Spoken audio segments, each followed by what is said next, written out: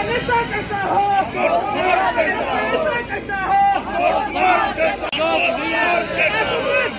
जिंदाबाद जिंदाबाद जिंदाबाद क्रांति जिंदाबाद जिंदाबाद जिंदाबाद भैया जिंदाबाद जिंदाबाद जिंदाबाद। राष्ट्रीय जनजन पार्टी के राष्ट्रीय अध्यक्ष आशुतोष कुमार आज बेगूसराय पहुंचे, जहां उन्होंने कार्यकर्ताओं से मुलाकात के बाद राष्ट्रकवि रामधारी सिंह दिनकर की प्रतिमा पर माल्यार्पण किया। तत्पश्चात पत्रकारों से मुखातिब हुए। पत्रकारों के बीच संबोधन के दौरान उन्होंने एक तरफ जहां शिक्षा मंत्री चंद्रशेखर के बयानों को विवादास्पद बताते हुए कहा कि उन्हें मंत्री पद उपहार स्वरूप मिली थी और लोग उनके नाम तक नहीं जानते थे। लोगों के बीच अपनी उपस्थिति दर्ज करने के लिए वह अनाप शनाप बयान देकर करोड़ों लोगों की आस्था को ठेस पहुंचा रहे हैं। उन्होंने जाति जनगणना के संबंध में बताया कि अमूमन सरकार को पहले स्पष्ट करना चाहिए था कि आखिर जाति जनगणना से लोगों को क्या लाभ मिलेगा, लेकिन अगर सरकार के द्वारा यह स्पष्ट नहीं किया गया है और आनन फानन में जनगणना प्रारंभ करने की बात की गई तो लोगों का सहयोग करना चाहिए और चाहे लोग जिस जाति से हो, मौके पर पहुंचे कर्मचारी को सही जानकारी देनी चाहिए। वहीं उन्होंने राष्ट्रीय जनजन पार्टी के संबंध में बताया कि आगामी आने वाले चुनाव में राष्ट्रीय जनजन पार्टी पूरी तरह मजबूती से चुनाव लड़ेगी और यदि विचारधारा का मेल हुआ तो राष्ट्रीय जनजन पार्टी किसी भी गठबंधन में शामिल हो सकती है, अन्यथा राष्ट्रीय जनजन पार्टी अपने बलबूते चुनाव लड़ने को तैयार है। दूसरी ओर उन्होंने सस्ती लोकप्रियता के लिए राजनेताओं के द्वारा अनाप शनाप बयानबाजी करने की बात कही। आप लोग भी सक्रिय हैं, आप मीडिया बंधु हैं तो जानते हो, लेकिन ये चंद्रशेखर नाम के कोई विधायक भी हैं, कोई नेता भी हैं बिहार में। ईमानदारी पूर्वक कहता हूँ, शिक्षा मंत्री बनने के बाद हमने इनका नाम जाना। तो अब बताइए उस व्यक्ति को कितनी गिलानी होती होगी कि मुझे इतना बड़ा पद मिल गया शिक्षा मंत्री का और बिहार के लोग हमारा नाम तक नहीं जानते। तो अब उनको तो नाम पहचान बनानी है। पद तो मिल गया, पद तो गिफ्ट में मिल गया, अब वो पहचान बनानी है। तो पहचान कैसे बनाएंगे? राम को अपना आदर्श मानेंगे तो कोई मीडिया वाला उनको टीवी में नहीं दिखाएगा, वो राम को भला बुरा कहेंगे। आप भारत माता की जय का जय घोष लगाएंगे, तिरंगा लेकर घूमेंगे, कोई मीडिया वाला नहीं दिखाएगा। और शॉर्टकट आपको नेता बनना है, शॉर्टकट पहचान बनानी है, तो आज के डेट में ट्रेंड चल गया है कि पाकिस्तान जिंदाबाद कर दीजिए, पाकिस्तान का झंडा लेकर घूम जाइए, तो अपनाते हैं। नेता बनना है, पाकिस्तान का झंडा लेके घूम जाइए, पाकिस्तान जिंदाबाद कर दीजिए, भारत मुर्दाबाद कर दीजिए। आप देखिए कल ही से टोटल मीडिया में छा जाएंगे। तो ये शॉर्टकट तरीका है नेता बनने का, पहचान बनाने का। गिफ्ट में इनको मंत्री पद तो मिल गया लेकिन पहचान नहीं मिल पाई, क्योंकि ऐसा कर्म नहीं था इनका। अब ये चाहते हैं कि हम इसी तरह अनर्गल बयान देके, जैसे जीतन राम मांझी कभी कभी बयान देते रहते हैं, तो जब मीडिया से बाहर हो जाते हैं, जब मेन स्ट्रीम मीडिया से वो बाहर हो जाते हैं, तब वो कुछ ना कुछ आकर एक ऐसी टिप्पणी कर देते हैं जिससे फिर से वो मेन स्ट्रीम में आ जाते हैं। तो इससे ज़्यादा हम और कुछ इस बात ये टिप्पणी पर कहना नहीं चाहेंगे।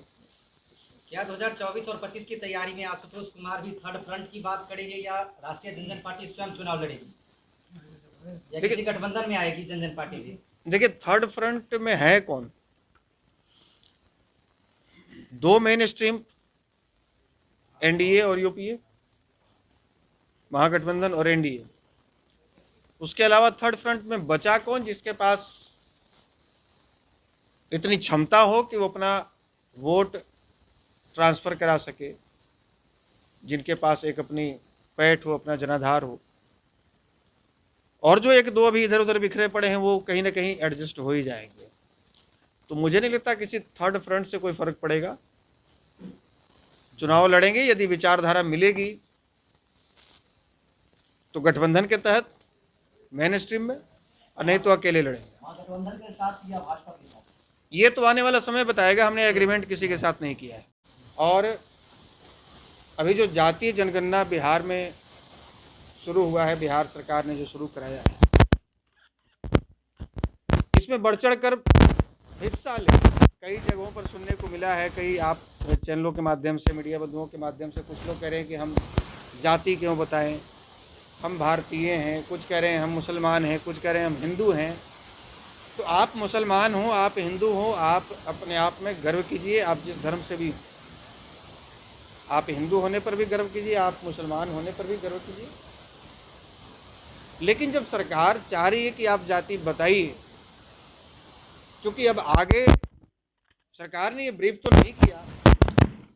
पहले तो ये आवाम को विश्वास दिलाना चाहिए था कि हम जो जाति जनगणना कर रहे हैं इससे बिहार के आवाम को क्या लाभ है, या जातियों को क्या लाभ है, इससे पिछड़ों को क्या लाभ होगा, अगड़ों को क्या लाभ होगा, दलितों को क्या लाभ होगा, महादलितों को क्या लाभ होगा, ये बगैर बताए जातीय जनगणना कर रहे हैं। कोई बात नहीं, खैर आप जब करने का निर्णय ले लिए और इसकी शुरुआत भी कर दी है तो फिर आपको पीछे हटने से नुकसान होगा।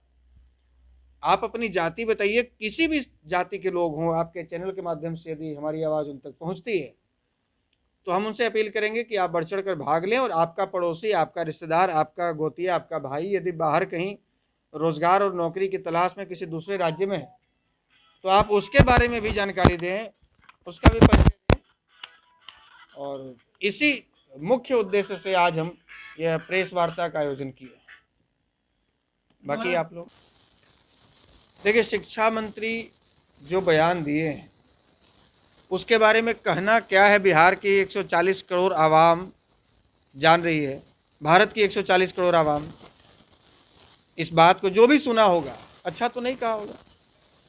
ये यदि राम पर सवाल उठा रहे हैं और इनकी पार्टी कहती है, ये खुद कहते हैं कि हम दलितों के, पिछड़ों के, शोषकों के, वंचितों के हम रक्षक हैं, हम उनके अधिकार की बात करने वाले लोग हैं, तो आप राम पर जब सवाल उठा रहे हैं तो आप महर्षि वाल्मीकि पर भी सवाल उठा रहे हैं। और महर्षि वाल्मीकि उसी समाज से आते हैं जिस समाज के आप रक्षक अपने आप को बताते हैं, शुभचिंतक बताते हैं। दूसरी बात, ये शिक्षा मंत्री हैं कौन, ये शिक्षा मंत्री बनने के बाद मैं जाना, जबकि 10 वर्ष से इस बिहार की राजनीति में सक्रिय हूँ। आप लोग भी सक्रिय हैं, आप मीडिया बंधु हैं तो जानते होंगे। लेकिन ये चंद्रशेखर नाम के कोई विधायक भी हैं, कोई नेता भी हैं बिहार में, ईमानदारी पूर्वक कहता हूँ शिक्षा मंत्री बनने के बाद हमने इनका नाम जाना।